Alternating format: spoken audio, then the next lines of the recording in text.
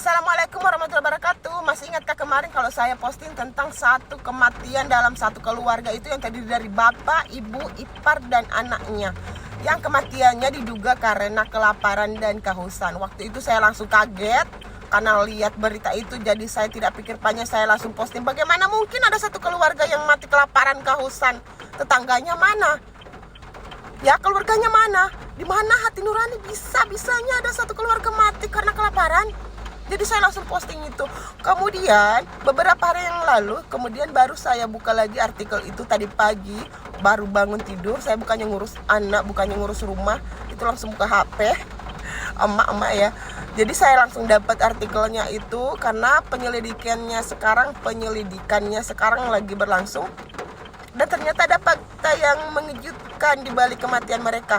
Nah, dilihat dari rumahnya juga, mereka bukan orang yang kurang berada, bukan orang miskin. Rumahnya bagus, rumah permanen, kemudian pagarnya tinggi-tinggi.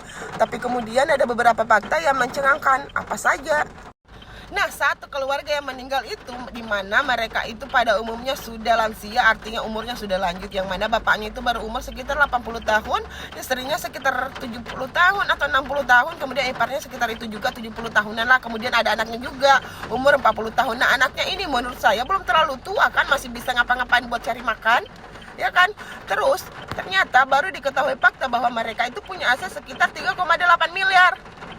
Masuk akal tidak punya aset sebesar 3,8 miliar tapi kamu mati kelaparan sekeluarga pula. Nah, kematian mereka itu tidak bersamaan, tidak langsung mati semua, tidak. Jadi mereka itu ada rentang waktu meninggalnya. Mungkin hari ini si A meninggal, kemudian beberapa hari kemudian si B, begitu. Jadi tidak bersamaan.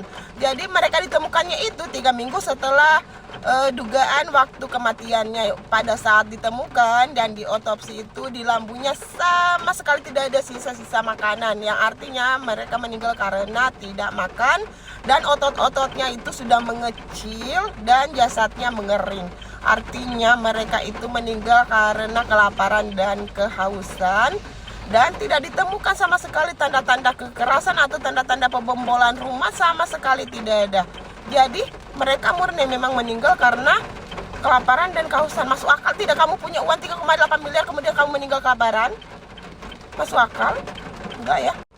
Dari keterangan warga sekitar juga katanya mereka adalah keluarga yang kurang bersosialisasi sama tetangga-tetangganya. Jadi mereka tuh jarang kelihatan. Bahkan tetangganya itu melihatnya sekitar 2 atau 3 bulan yang lalu. Saking jarangnya mereka bersosialisasi gitu. Katanya tetangganya sih ketemu pada saat mereka mau memutuskan aliran listrik di rumahnya. Jadi mungkin ada PLN yang menagih, ada tunggakan listriknya tidak dibayar. Jadi bapaknya itu bilang putusin aja pak, katanya seperti itu. Jadi mereka itu seolah-olah ada pindahan rumah. Pada saat juga mayatnya itu ditemukan ada kardus-kardus ya, khas untuk pindah rumah itu, kardus-kardus yang sudah diikat, pakaian segala macam. Semua ada di situ di dalam kardus, kemudian sudah diikat. Seperti kalau berpindahan, tapi tidak ada makanan. Bahkan di kulkas juga tidak ada makanan, tidak ada makanan sama sekali. Sangat misterius kematiannya ini seperti apa. Karena kalau dibilang kejahatan orang lain tidak ada juga pembobolan, tidak ada juga tanda-tanda kekerasan, mereka murni meninggal. Jadi banyak sekali spekulasi, dugaan-dugaan yang muncul di masyarakat tentang kematian mereka. Ada apa yang terjadi sama mereka. Dan juga katanya sih mereka dulu punya mobil, kalau tidak salah ya, CR-V. Itu kan termasuk mobil mahal ya, CR-V, kemudian diganti jadi Brio, kemudian ada motornya juga. Jadi mereka ini bukan orang miskin, bukan orang yang bisa dikategorikan itu mati karena kelaparan ya. Bukan. Karena beberapa bulan sebelumnya juga kadang mereka ada muncul di depan pintu untuk mengambil makanan yang dipesan lewat online. Jadi ada apa? Kenapa seperti itu? Ya kalau misalnya mereka memang tidak bisa untuk membeli makanan, kan bisa dipesan secara online. Mereka pernah kan, jadi mereka pasti tahu caranya. Kalau misalnya mereka sampai kehausan, mati karena kehausan, kan ada air keran kan. Kalau misalnya tidak ada air minum yang ini, kan ada air keran, jadi bisa menyambung hidup atau minta tolong sama tetangga atau keluarga, ya kan? Masuk akal enggak? Bagaimana ya mereka itu?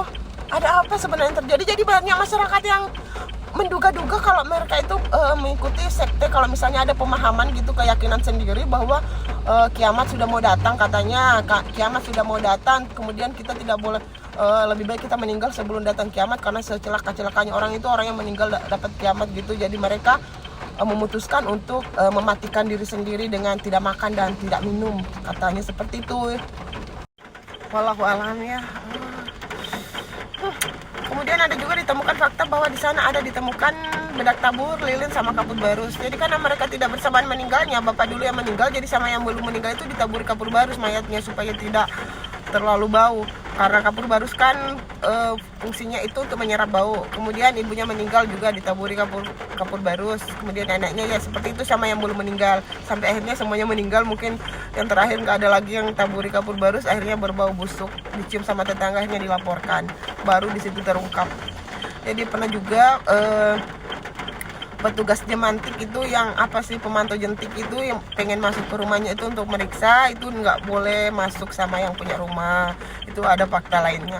Kemudian mereka juga masyarakat di sana, tetangga-tetangganya pernah mencium bau-bau darah gitu bulan Mei, yang menurut artikel saya baca seperti itu. Katanya aneh ya, begitulah kalau tertutup. Kemudian kalau soal kerabat, komunikasi sama kerabat itu katanya terputus dari 1 tahun yang lalu dan sudah 5 tahun tidak bertemu sama keluarganya. Jadi kesannya itu mereka mengasingkan diri, menjauhkan diri dari keluarganya. Jadi sama sekali tidak ada komunikasi sejak setahun terakhir, bahkan sama saudara-saudaranya sekalipun sudah tidak ada.